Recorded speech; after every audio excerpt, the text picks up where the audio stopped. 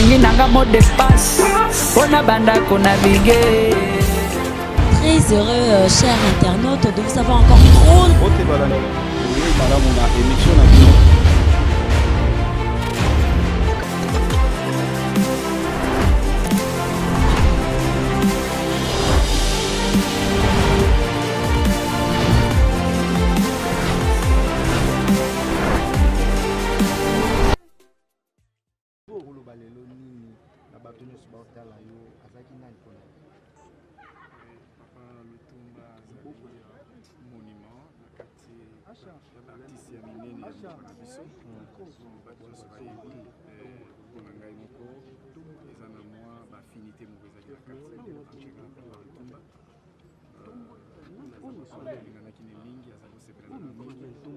Je me rappelle une fois dans cette Koyemba. Caméra.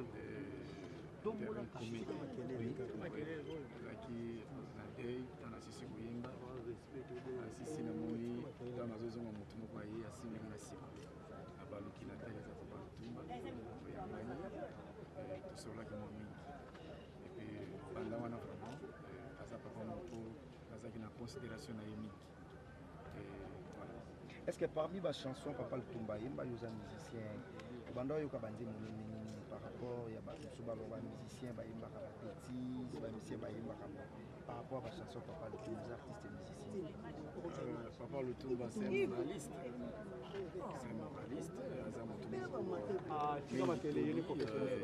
Azaki conflictualité banze mona juste kopesa toli en général lenga koyeba kozala na kati na mokili voilà conseiller message dans le banaba na nzambe o msusu pe peut-être bamoni le frère Patrice ayeli wa ya Papa Lutumba bakosa polémique na ndenge na bango et oyebisa bango ni voilà akoloba que Papa Patrice aye na concert ya Papa Lutumba te mais Papa Patrice aye na esika nzambe a récupérer mwana pe musali na ye a récupérer Papa Lutumba Kontaza libre ya koloba ou alobi mais eza kitoko mingi koyeba makambo zolo masoki ezali fondé je crois ande yango toye parce que Papa Lutumba n'est plus c'est les amis mokolo toye ko rendre hommage kopesa nzambe merci ndenge abateli papona age akomi nango tinzamba récupérer voilà toli pena to senti que toi na frère Patrice na to ata nzembo mo ya mokie ya papa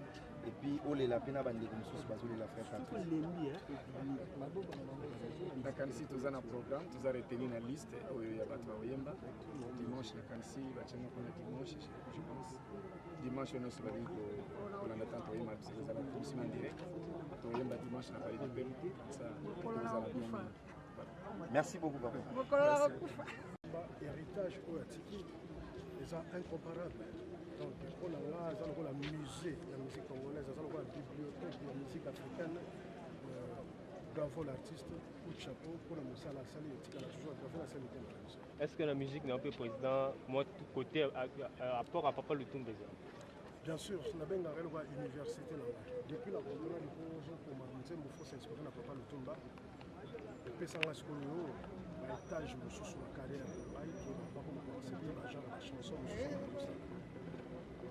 Lelo oyo atiki biso yo en tant qu'artiste et musicien moko pe ya munene au République démocratique du Congo azana ye bo tikali ndenge nini bino ba musicien. Ça fait très mal au cœur mais c'est la loi de la nature tout faut changer volonté en nzambe ça dit biso accueillir le plus important l'héritage on peut pas tirer biso mais ça sans limite l'héritage a tirer le plus monene trop donc génération na génération biso to koleka ye mo ka sa image genre nzembo na ye alobi que on a okufa olela ngati oyemba banzembo na obeta banzembo je comprends ce qui veut dire que biso siko bana lelo tokoyemba banzembo na ye tobandaki déjà na matanga ya bisangi tokenda ona yolo ti tozocontinue na parler du peuple tout à l'heure bazobenga il faut que beta la place des artistes quand l'après-midi on ayebaki même pas donc tout ça pour rendre hommage Papa Lutumba mais oyo groupe na nga moko tokorendre le vrai hommage le 26 mai na village Chetemba pendant 18h tina minuit sur Mozota. Vous avez une invitation pour la. Merci beaucoup.